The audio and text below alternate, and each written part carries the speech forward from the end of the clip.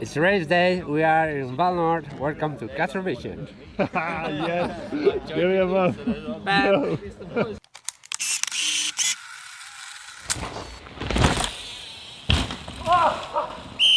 Hello again, it is race day here in Andorra. Riders are doing the last little bit of practice before their final runs.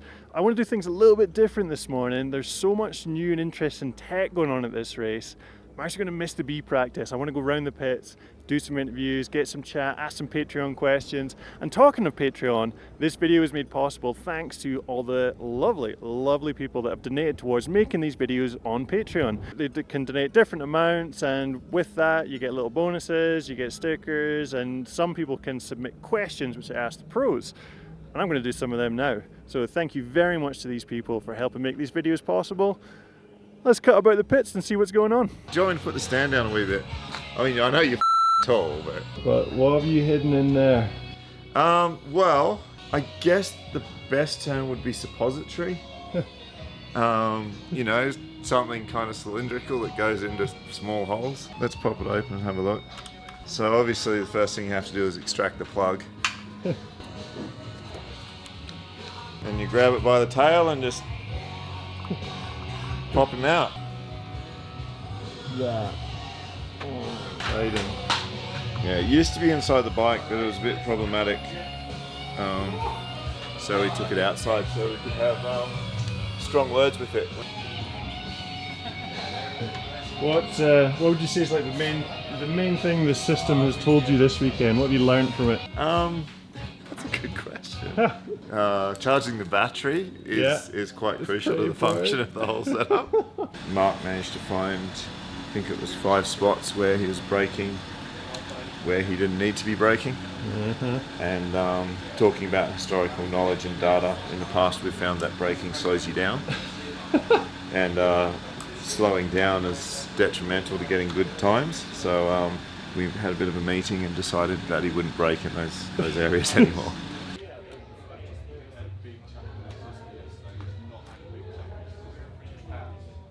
Bear with me here. This is a wordy question here. Jordy, he's wondering, do you find that particular people or riding styles or body types tend to prefer their total suspension forces at the wheel to be generated via the spring or the damper? For example, more air pressure or tokens versus more compression damping? No. I think that has more to do with suspension design. Okay. As opposed to rider preference. We really try to take rider preference out of most of the equations. There really is a right and a wrong way to set things up. So it kind of depends on your damper design and air spring design as to which one works better for a given situation. If someone said, my suspension's too soft, would you say add clicks of compression or go up a spring rate? Not enough information. Like you have to take in what pressure they're running. I mean, again, you always go back to sag. If sag's close, again, sag's not an absolute, but it's a reference. Sag's close and they're still bottoming out, then you probably want to go to volume or a little bit of damping. So damping works through the entire stroke from beginning to end. There's no mid-stroke, there's no this, there's no I want it supple here and firm here. It's a damper. It's damping. That's what it does. Air springs are the opposite. Yeah. They start soft where the negative spring is compensating, and then they can ramp. So you need to figure out which one of those you want, and it's always a balance of the both. Yeah. You can't just say, oh, I want no air and all damping, or all damping, no air, whatever. So would a lighter rider better to start with mixing with the spring rate, or better to start with the damper? You always start with spring rate. Yeah. Sag, volume, or sag pressure volume. Okay. And once you get that kind of dialed, then you start adding damping. Right. So what you're saying is, doesn't matter who it is, the process is the same? Process is the same. Weight, riding style, whatever, age. Greg. Right, we got there. Cheers. Nina, where did you qualify yesterday? First. Oh, that's pretty cool. So I have a question for you. One of my viewers, IA Newton, is saying, do you have any party tricks or interesting skills you could show us? Yeah, probably doing a handstand. Okay, let's see it. Yeah. Yeah. Yo. What?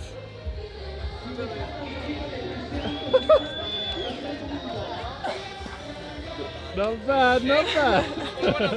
These are the new standards for disc. 200 feet, this is a standard one. This is a size that everybody is running nowadays because on the 29ers we have developed the first 246, in which is much bigger because you'll have more power and all the heat will be more dissipated. Yeah. And behind you is the 223. So on this 29er it will look like, from far away it would look like more 26. I don't know if you've noticed, you probably have, but in World Cup downhill, there's a lot of guys about, and well, you're not a guy, are you? No. There's a lot of girl riders who do really good, but Jules, who is actually a member of Team Flotec, one of my personal sponsors. Jules, what are you doing right now? What are you doing with Fox? I've been working on the forks at the World Cups, so yeah, as a technician. Yeah. So Jules, you are, and I did a bit of research on this, one of 2 women who actually do mechanicking and kind of work at the World Cups. So how do you find it? It's welcoming, a little bit challenging, how is it? I think I've been lucky. Yeah. I've always been very welcomed, and I think, well, I guess I was here a bit before I started actually working on suspension, so I know a lot of people. And then when they saw me working on the suspension, they were like, "Oh, that's so good to see you." Like, oh, well done. no, just like, I feel like if I went to do something that was a female-dominated thing, like, I don't know, being like a, I don't know, makeup person or something like that, I would feel flipping nervous going into like a totally different kind of thing. So did you not feel too nervous coming into this? not because of it being a male-dominated situation, more just the nerves of doing something new. Yeah. But I've never personally been that intimidated by the male-dominated situations, so it's not been so bad. You do get some funny comments where people will come up and they're like, "Oh, you're working on suspension. Oh, that's cool." A lot of the time people don't realise whether that's a good thing or a bad thing. I don't know. But Well, you're the start of the change, and it is really cool seeing you here working on suspension, not just my suspension, doing the suspension here. You're Greg Minar's lucky charm, I heard. well, I don't know about that. All right, well, carry on your stellar work, and we'll see you later. Thank you. See you later. That is ridiculous, right? I've spent too much time interviewing. Practice is about to start. I need to go now. So I was having too good a time chilling and interviewing people, and I've left things quite late for getting to A practice. I'm going to do a bit on the bottom of the track, so I thought I'd get the gondola down and walk up rather than walking down the whole thing. It's so steep. Regretting my decision. I've got to keep going. I think practice is about to start, so I'll just film people going past as I'm working my way up.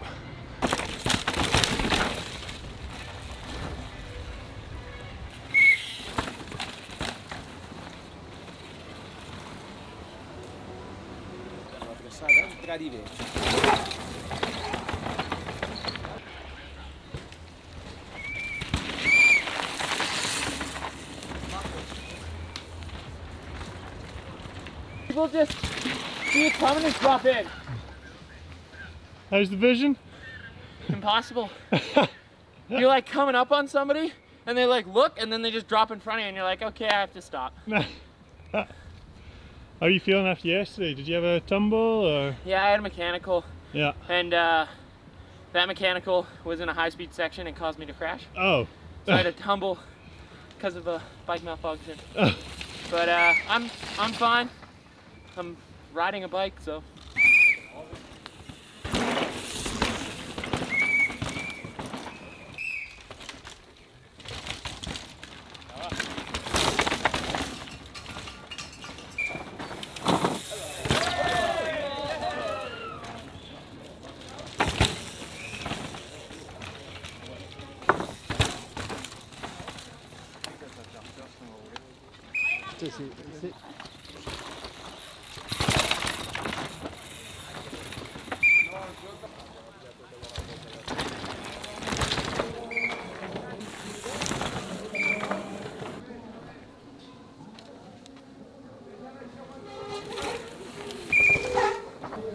just couldn't see, hey. Thought I was in the line, I wasn't.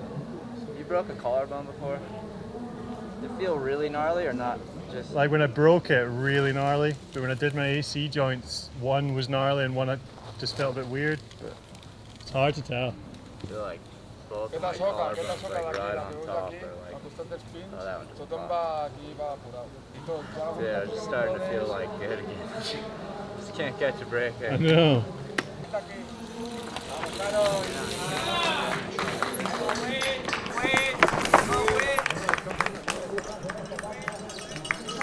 Oh, that was a climb and a half. So made it up to what I was calling a stack sender. Apparently there's a different name for it. Look at this. Yeah, I'm going to stick with the stack sender. So just after it there's two lines. There's a low line down here. It's not too dramatic, it's got a few small steps in it, and it does set you up for the corner quite nicely. Main benefit of this line is you have a slightly flat area just before the turn to get composed before railing it. There is a bit of a hole right at the start as you come off the boardwalk though, so some riders are gapping over the hole, which takes mad commitment, and it's so hard to scrub your speed before the corner.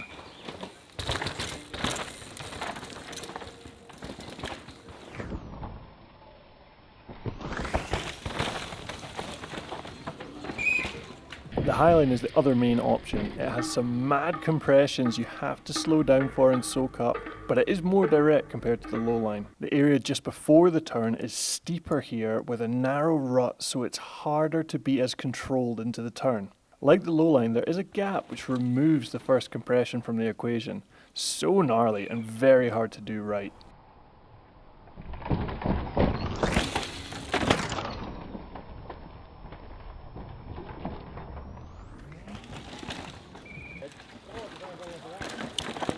Let's get the old ghost footage out and see what's working best. Usually with these I find the fastest riders from each line and pitch them head to head. All the girls did the low line though, so we'll just see who did it fastest. They both dive down onto the low line and TRACEY brakes early, allowing Marine to pull away. Marine brakes hard and late, makes it round the turn and takes it by 0.12. Now let's have as close to rolling through both lines as I could find. LOIC squashes the low line while Adam pumps through the high line.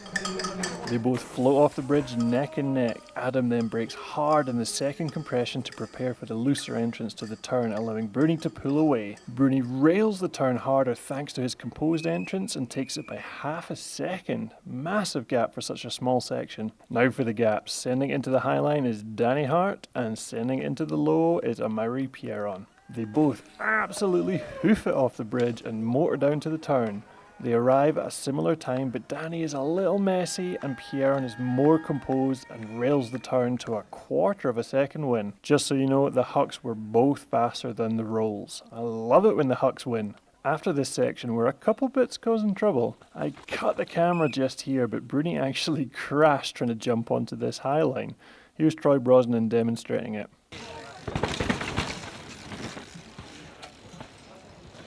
Everyone's going outside, so the red's getting longer and longer. And I didn't hop it enough, and I crashed. So I'm gonna go main line. Main line.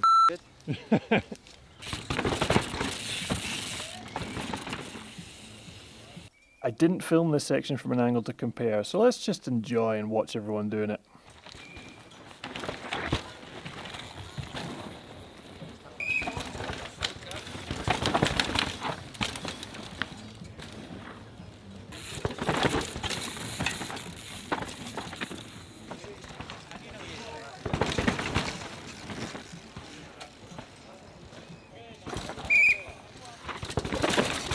Just after this bit was another section causing trouble. There's a super narrow ledge that was starting to give way. This is the most critical bit of Cathro vision you'll ever get. Oh, is the track giving way like? It's giving way slowly.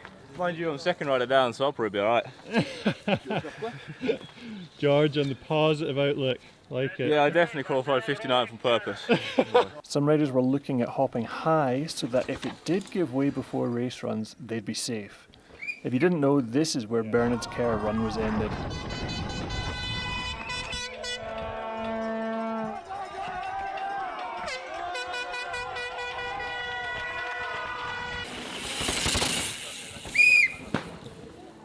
Pretty tidy. Very tidy. I'm going to skid it out as well. Apply 2 fingers on the back brake. Yeah. Skid. Back around.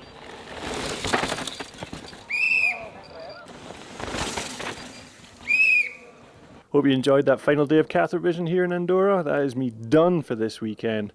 I'm going to be packing up and heading off to LOIC now. And yeah, you can tune in next week if you enjoyed. Like video. If you want to see the ones from LOIC, you can subscribe. And once again, thank you to all the Patreons that made this videos possible. Cool. We will see you then. Bye.